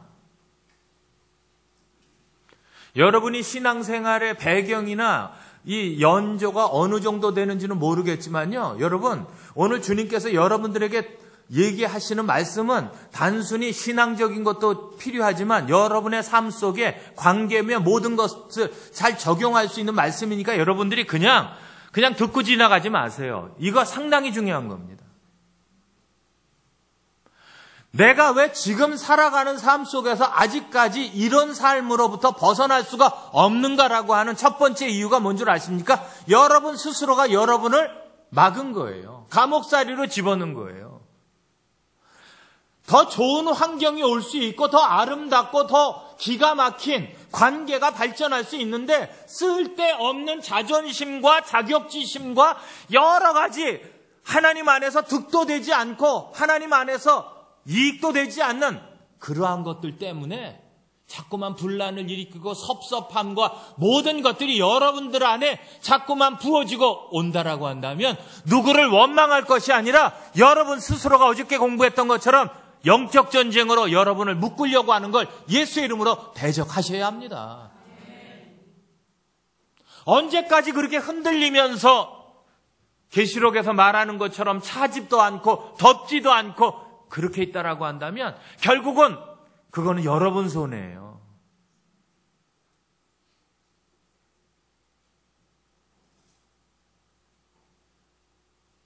다윗 요셉의 형들이 사랑받는 게 얼마나 좋은가를 알았다는 거죠. 근데 그 사랑을 아버지가 요만큼도 주질 않는 거예요. 모든 사랑을 누구가 독차지해버리고 말았습니까? 그러니까 여기서 여러분이 생각해야 될 건 두 가지를 여러분이 끄집어내셔야 되는데, 하나는 뭐예요? 편견. 하나는 뭐예요? 편애. 우리가 갇힌 마음이 되는 근본적인 이유 중에 하나가 뭡니까? 편견이에요. 편견은 뭡니까? 아까 평강을 공부할 때 편견은 불균형한 거예요. 언밸런스예요. 균형 잡히지 못한 거예요.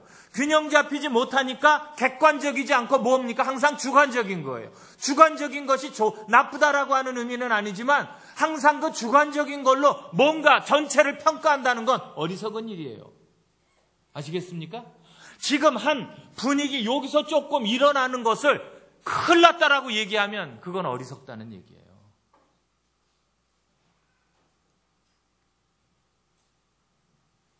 마음이 갇혔다는 의미를 여러분이 잘 정리하시기 바랍니다.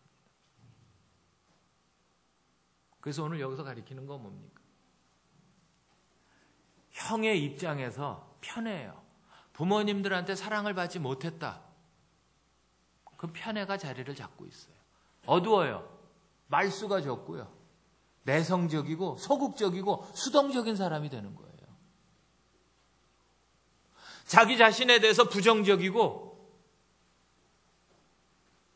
뭔가를 할 때 매사에 뭐가 떨어져? 자신감이 없는 거예요. 신앙생활도 마찬가지예요. 신앙생활에 어디까지는 와요. 어디까지는 오는데 더 이상은 못 넘어가요. 항상 거기서 맴돌아요. 그럼 성경은 뭐라고 그래요? 지성소로는 못 들어오고 맨날 이방인의 뜰에 서서 예배를 구경하는 사람이고 하나님의 거룩함을 구경하는 사람밖에 안 돼요. 참여하는 사람은 안 되고. 주님의 날, 하나님의 날, 거룩하신 하나님의 임재를 같은 공간에 있어도 어떤 사람은 지성소로 들어가는데 어떤 사람은 맨날 구경꾼으로 있는 거예요. 그게 얼마나 비참한 건 줄 아세요? 난 여러분이 지성소까지 들어가는 분이 되시기를 주님의 이름으로 축원합니다. 갇힌 마음을 풀어주세요. 갇힌 것으로. 잘못된 편애나 편견으로부터 나오세요.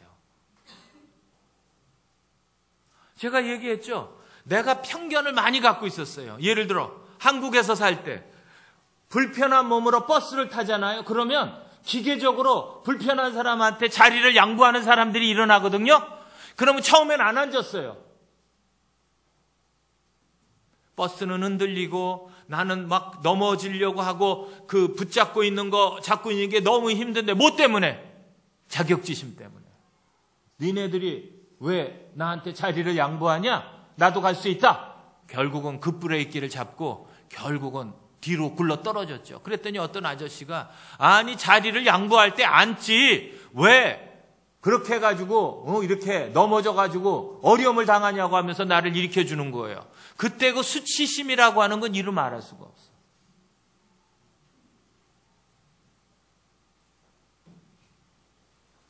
그러니까 내 스스로에 대해서 편견을 갖고 산 거야. 아주 사랑으로 베푼 사랑과 호의를 나는 뭐하고 있었어? 왜곡하고 살았다니까? 저 사람들은 나를 동정하는 거야. 난 절대로 저런 동정에 휩쓸리지 않을 거야.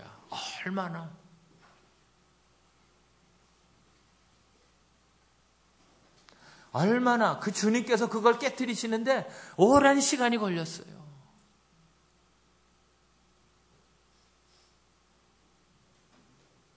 우리 딸내미가 초등학교 다닐 때입니다. 어느 날 아버지 날이 됐는데 딸내미가 선물을 사왔어. 무슨 선물? 반바지. 그러면서 아빠가 반바지가 없어. 아빠 이걸 입으래.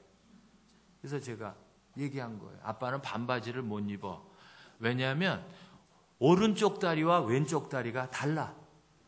처음으로 우리 딸내미에게 내 다리를 보여줬어요. 보기가 좋으냐?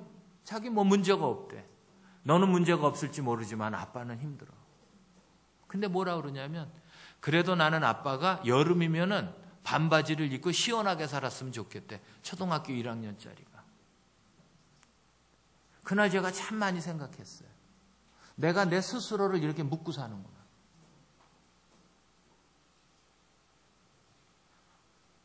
아이가 자고 집사람하고 밤늦게까지 얘기했습니다. 우리 집사람은 입어 여보. 집에서만 입어. 근데 그게 어려운 거예요. 반바지를 입는다는 게 마치 뭐하고 똑같아. 내 자신을 발가벗기는 것 같은 느낌이에요. 가장 부끄러운 부분을 보여주고 싶은 사람이 어디 있어. 어느 날 밤 주께서 새벽에 깨우시더니 내가 너를 치료하리라. 그 밤 그 새벽에 하나님께서 내 저 밑바닥, 의식 마음 밑바닥에 있는 그 응어리를 끄집어내셔서 나를 토설케 하면서 밤을 새면서 울면서 내가 그 문제를 해결했어요. 그리고 그 다음 날 제가 반바지를 입었습니다. 우리 딸내미가 너무 좋아하는 거예요. 우리 딸내미가 또 얘기하는 거예요. 반바지를 입고 오늘 저녁을 먹으러 나가재. 그거 못한다. 할 수 있대. 나는 못해. 집에서만 할 수 있대. 우리 집사람이 어저께 당신이 주님 앞에서 얘기할 때 이미 주님이 말씀하신 걸로 나도 들었으니까. 결국은 반바지를 입고 가족끼리 레스토랑에 갔습니다. 딸내미가 뭐라 그러냐면 See? 아빠의 반바지 입은 모습을 누가 아무도 얘기 안 해. Don't worry. 걱정하지 마. 근데 내 느낌은 그렇지가 않은 거예요. 내 느낌.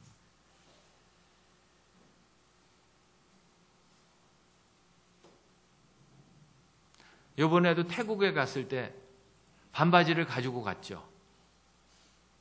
반바지를 가지고 가서 거기 숙소며 있는 데서 이제 반바지를 입고 있는데 교회 담임 목사님하고 이제 그 성도들이 왔는데 문을 여는데 나도 모르게 반바지를 입고 손님들을 맞이한 거예요. 그러니까 아무런 누가 얘기하는 사람이 없는 거예요. 당연히 더운 나라니까 반바지를 입는 거니까. 저는 이제 조마조마해요. 이 사람들이 혹시 내 반바지 입은 것에 대해서 말하지 않을까?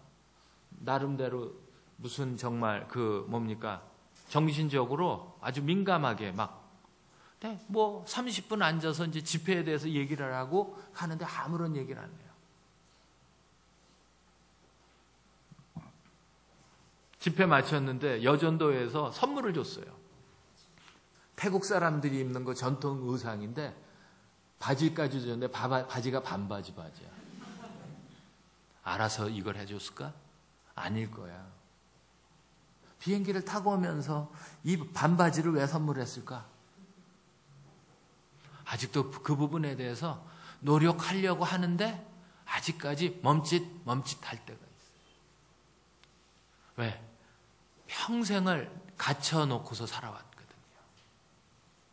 빛 가운데 들춘다는 게 쉬운 일이 아니에요. 사랑하는 여러분,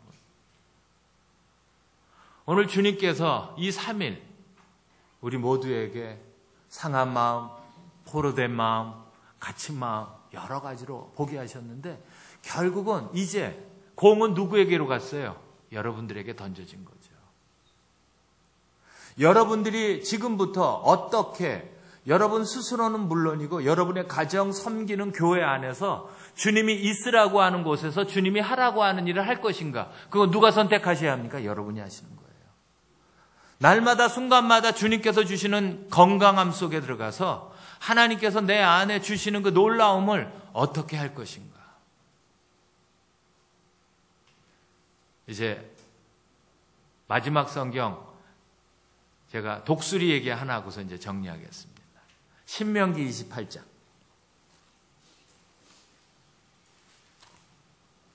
신명기 28장입니다.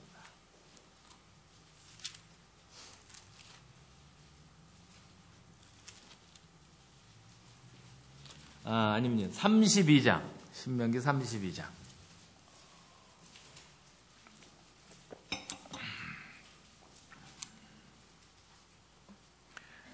10절, 11절, 12절까지 보겠습니다. 다 같이 보겠습니다. 신명기 32장 10절, 11절, 12절까지 시작. 여호와께서 그를 황무지에서 짐승이 부르짖는 광야에서 만나시고 호위하시며 보호하시며 자기 눈동자같이 지키셨도다. 마치 독수리가 자기의 보금자리를 어지럽게 하며 자기 새끼 위에 너풀거리며 그 날개를 펴서 새끼를 여호와께서 홀로 그를 인도하셨고 그와 함께한 다른 신이 없었다. 여러분, 성경에 독수리라고 하는 짐승은 참 여러 가지로 상징적인 걸 갖고 있어요. 그죠, 여러분? 공관복음을 공부한다든지 사복음서에 복음서마다 별명이 있잖아요. 근데 요한복음이 바로 이제 독수리복음이라고 그러죠. 이사야서에서도 독수리에 대해서, 그죠? 곤비하고 힘들어도 독수리의 날개침 같이 올라가 들 것이다 라고 얘기합니다. 그러면 이제 독수리 얘기를 좀 하죠. 그러면서 이 모든 걸 좀 정리하겠습니다.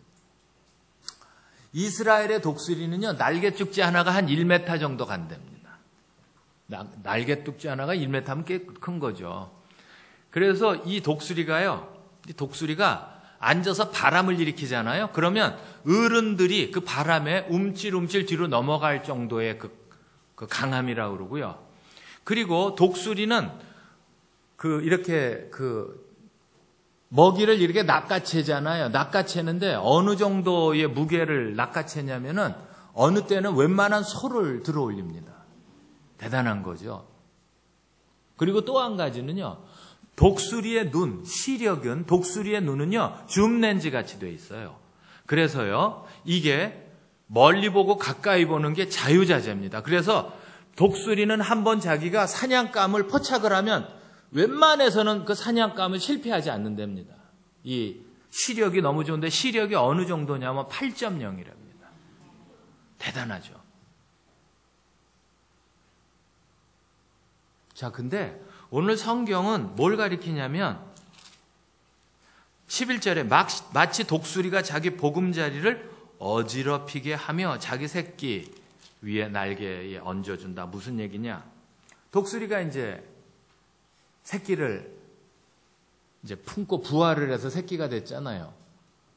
그래가지고 이제 어미 독수리가 먹잇감을 가지고 오면 그거를 물고 올 때도 있고 많으면은 그걸 속으로 집어넣어가지고 와서 토해가지고 새끼들에게 먹기 좋게 잘게 이제 부숴주잖아요. 그러면은 이 새끼 독수리들은 무슨 생각을 하냐면 너무 좋은 거야. 집에만 있고 막 그냥 엄마가 배고프면 먹을 거 다 갖다 주고 그러니까 아무 생각이 없어. 근데 이제 독수리는 커가요.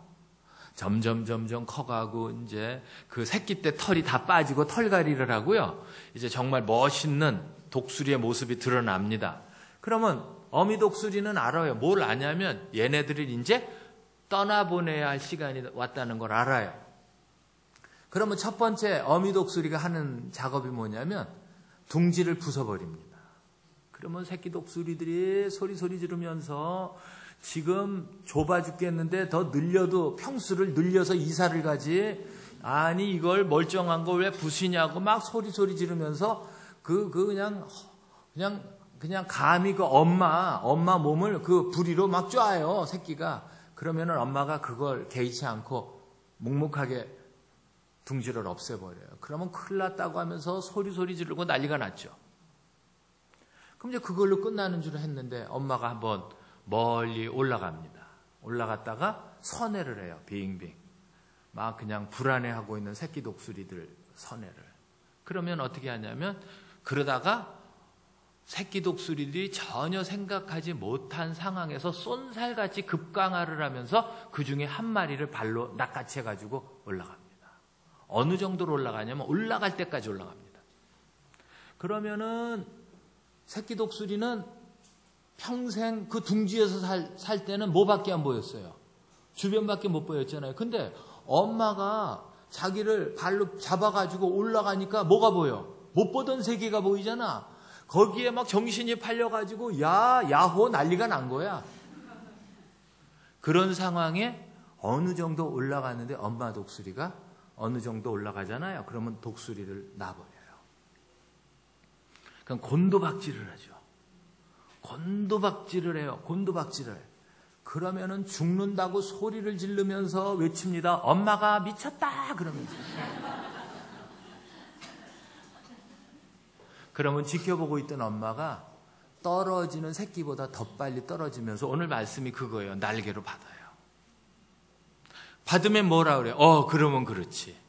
마음을 놨죠? 근데 또 올라가요. 그러면 상식적으로 처음에 떨어질 때하고요, 두 번째 떨어질 때하고 같을까요? 다를까요? 다르죠. 두 번째 또 떨어질 때는 한 번도 펼쳐보지 않았던 뭘 펼치는 줄 아세요? 날개를 펼치는데 달라지는 거예요. 뭐가? 그냥 떨어질 때의 가속하고요, 날개를 폈을 때의 가속이 다른 거야. 좀 달라. 공기의 저항을 받아. 근데 거기서 똑똑한 독수리들은요, 거기서 알아요. 누구의 마음을? 엄마의 마음을. 엄마가 나에게 나는 걸 가르치려고 하는구나. 그래가지고 거기서 퍼덕퍼덕거려요. 그래서 떨어지는데 거의 스스로가 떨어지기도 하고요. 근데 또 끌고 올라가죠. 거의 3번에 성공을 한대요. 3번에 딱 떨어질 때 떨어지는 게 아니고 마치 엄마 몸에서 자연스럽게 날아 내리는 것 같은, 나는 걸로. 그러면서 엄마하고 처음 날기를 시작한 독수리가 공중에서, 하늘에서 조우한대요. 날갯짓으로 막 하면서. 그리고 엄마가 더 높은 곳으로 올라가 있고 새끼 독수리가 거기서 자기가 살았던 뭘 봐요?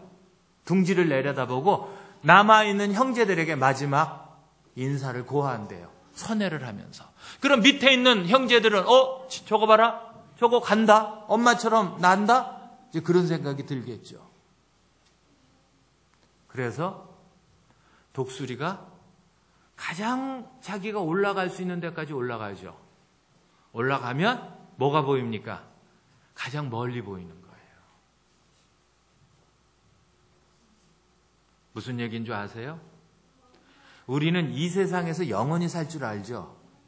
어느 날 어미 독수리 되시는 예수님께서 여러분의 삶의 둥지를 부수러 오실 때가 있어요.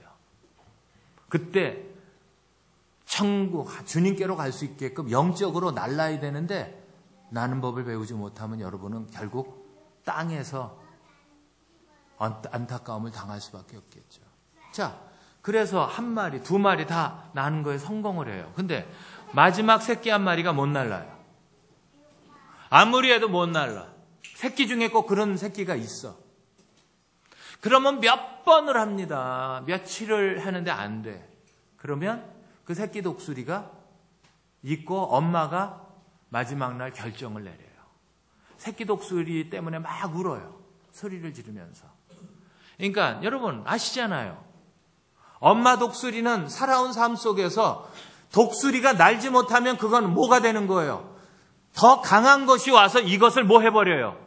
먹어버리잖아요. 그게 얼마나 무섭고 끔찍하고 잔인한 거라는 걸 알잖아요. 그러니까 엄마 독수리는 다른 짐승으로부터 괴로움으로 죽임을 당할 새끼 독수리를 위해서 누가 생명을 끊어줍니까? 엄마가 새끼 독수리를 죽이고 갑니다. 가장 먼저 뭐를 해요? 날카로운 부리로 급하게 강화를 하면서 새끼 독수리의 눈 두 알을 파버려요. 그리고 날카로운 부리로 목을 땁니다. 퍼득이는 피를 흘리면서 날갯짓을 푸득푸득하고 퍼드르는 새끼 독수리를 통해서 울어요. 몇 날 며칠을 울어요. 그리고 죽인 새끼 독수리를 잊지 못하고 날아가면 됩니다. 그게 독수리랍니다. 여러분, 이 세상에 하나님께서 만든 날짐승 중에 태어나면서 나는 새는 한 마리도 없어요. 나는 걸 다 연습해야 돼요. 여러분이 예수 그리스도의 좋은 군사로 하나님의 교회에 왔다라고 한다면 여러분은 여러분이 가지고 있는 모든 것들을 주님께 드려서 건강한 그리스도의 마음을 갖지 않는 이상은 여러분은 날 수가 없어요. 나시기를 원합니까? 상한 마음을 주님께 드렸습니다. 할렐루야. 포로된 마음을 주님께 드렸습니다. 그렇다면 마지막 마음, 갇힌 마음을, 묵인된 마음을, 여러분의 힘을 예수 그리스도에게 드릴 때 여러분은 훨훨 날아갑니다. 독수리는 가장 좋아하는 날이 무슨 날인 줄 압니까? 태풍이 오는 날입니다. 태풍이 오면 가장 높은 바위산에서 자기 몸을 던진답니다. 아시죠? 독수리는 날갯짓 타는 날개로 올라가는 새가 아니고요. 기류를 이용합니다. 바람을 이용해서 높은 바위산에서 자기 몸을 던져서 날개를 일직선으로 해가지고 기류를 이용해서 가장 높은 데로 간대요. 어디까지 가는 줄 아십니까? 태풍에는 눈이 있습니다. 태풍의 눈. 그 엄청난 태풍의 눈은 반경 1km인데 그 1km에 종이를 갖다 얹어놓으면 종이가 떨어지지 않고 그대로 있답니다. 독수리는 거기서 안식한답니다. 사랑하는 여러분. 그래서 시편에서 다윗을 통해서 말하는 게 뭐예요? 문제 위에 좌정하신 하나님. 문제에는 눈이 있어요. 거기에 들어가면 문제에 휘둘리지 않고 하나님의 뜻이 있습니다. 환난에도 눈이 있습니다. 오늘 주님께서 마지막 시간 여러분을 글로 초청하세요. 오늘은 저는 그렇게 독수리같이 날아가서 살기를 원합니다. 그런 분들만 그 자리에서 일어나십시오. 난 그냥 살아온 대로 살겠습니다. 찬양팀은 나오시고요. 나는 정말 내 삶의 마지막을 독수리처럼 그렇게 살기를 원합니다.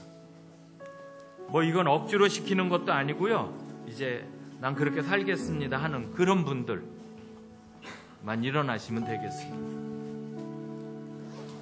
여러분이 어떤 생각을 갖고 있는지 저는 모르잖아요. 그러나 마지막 날을 예수님께서는 요한복음 7장에 뭐라고 말하셨냐면 명절 끝날 하나님의 날 예수님께서 말씀하셨습니다.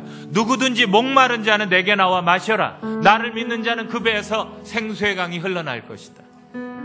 생수를 마시기를 원하시는 분은 일어나시고요.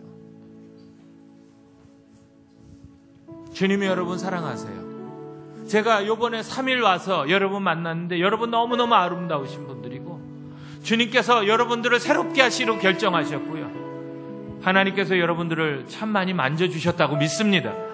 이제부터는 하나님께서 여러분을 더 많이 만져주실 줄 믿습니다. 여러분에게 하나님께서 영적인 날개를 달아주실 줄 믿습니다. 훨훨 날아 오르세요. 우리가 이 세상에서 사는 것만 끝나는 게 아니에요.